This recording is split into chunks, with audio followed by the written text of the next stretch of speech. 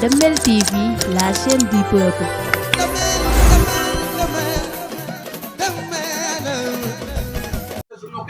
gis ñu kenn du ci bisu campagne bi ni ñu tëjee campagne bi kenn koo xam ne jàkkaarloo nag moom ci biir terrain bi amul kon kay muy ñu mayoo ñii toog nañ seen i kër ñii def nañ seen i lobby ñii dem nañ ci kër Sëñ Tuubaa ga def fa am ndaje pour yàq élection yi loolu lépp am na fi dafa bari lu ci nekk loo xam ne bu ñu ko doon wax fii ba suba jeex du jeex danoo jël moyens yi jëfandiku ñu ci li ci war a jëfandiku liggéey ñu ci liñ ci wàcc ñu terrain bi am na ci ñoo xam ne buñ génnee ci biti sax mën na loo wax ne ñoom ci seen jëmm dañuy ruy nit nag bu génnee ci biti ruy kooku mënut a dem ci terrain loolu wax bu leer nañu la am na ci façon nit yoo xam ne seen deq yi ñu yor bu ñu génnee ci biti dañuy ruy kon kooku du liggéey kenn ci am saalaf lañ doon beneen question waaw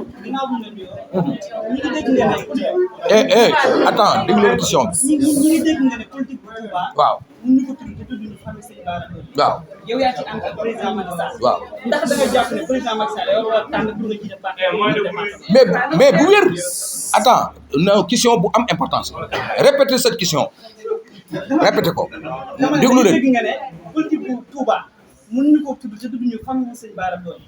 te yow yaa ci ànd ak président Macky Sall maanaam ndax da nga jàpp ne yow la war a tànn pour nga jiite parti bi au niveau du département. mais bu wér man la war a tànn ma jiite département bi parce que li am solo lenn la mooy li ma engagé ak élection yii li ma ci prouvé ak ni ma melee ne maay tête de liste def ko ca même bu doon indi ak wilaay yi ci Touba sax daan ne Sëñ Touba wilaayam fii la toll fii la egg war na noo xam ne ab cër bu ne Sëñ Touba ko jox kon wàllu politique famille Bara Dolly la ko Sëñ Touba kon kay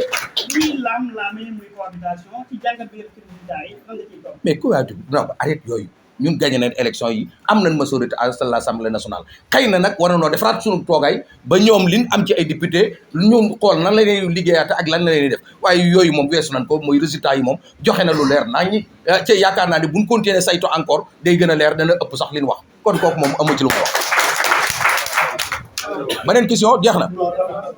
ok merci beaucoup Mame Diarra wala sama